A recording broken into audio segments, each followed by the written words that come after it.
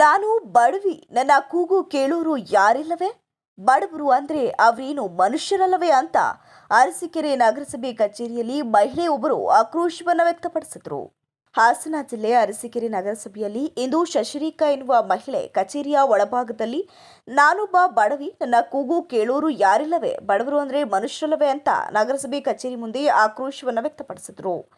ನೆಲದ ಮೇಲೆ ಉಪವಾಸ ಸತ್ಯಾಗ್ರಹ ಮಾಡ್ತೇನೆ ಅಂತ ಕುಳಿತುಕೊಂಡಿದ್ರು. ಈ ಸಂದರ್ಭದಲ್ಲಿ ಅಲ್ಲೇ ಇದ್ದಂತಹ ನಗರಸಭೆ ಅಧಿಕಾರಿಗಳು, ನಗರಸಭೆ ಸದಸ್ಯರುಗಳು ಏನೇ ಕೇಳಿದ್ರು ಹೇಳದ ಈ ಮಹಿಳೆ, ಕಾರಣ ನನಗೆ ಶಾಸಕರು ಶಿವಲಿಂಗೇಗೌಡರು ಯಾದಾಪುರ ರಸ್ತೆ ಪಕ್ಕದಲ್ಲಿ ನಿರ್ಮಾಣ ಮಾಡುತ್ತಿರುವ ಮನೆಗಳಲ್ಲಿ ನಿನಗೆ ಮನೆಯನ್ನ ನೀಡುತ್ತೇನೆ ಅಂತ ಹೇಳ್ಕೊಂಡು ಕಳೆದ 4 ಚುನಾವಣೆ ಸಮಯದಲ್ಲಿ ಸಹ ಆಶ್ವಾಸನೆ ನೀಡುತ್ತಾ ಬಂದಿದ್ದಾರೆ.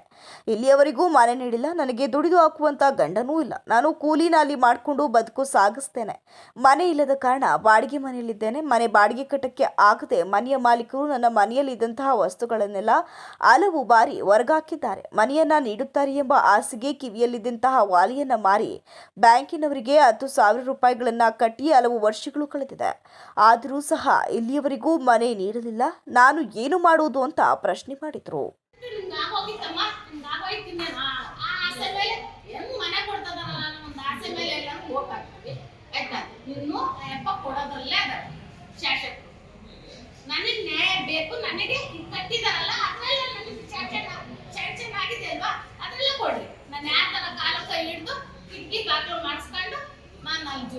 ನನ್ನ ಕೈ ಬಾಡಿಗೆ ಕಟ್ಟಕ್ ಆಗ್ತಾ ಇಲ್ಲ.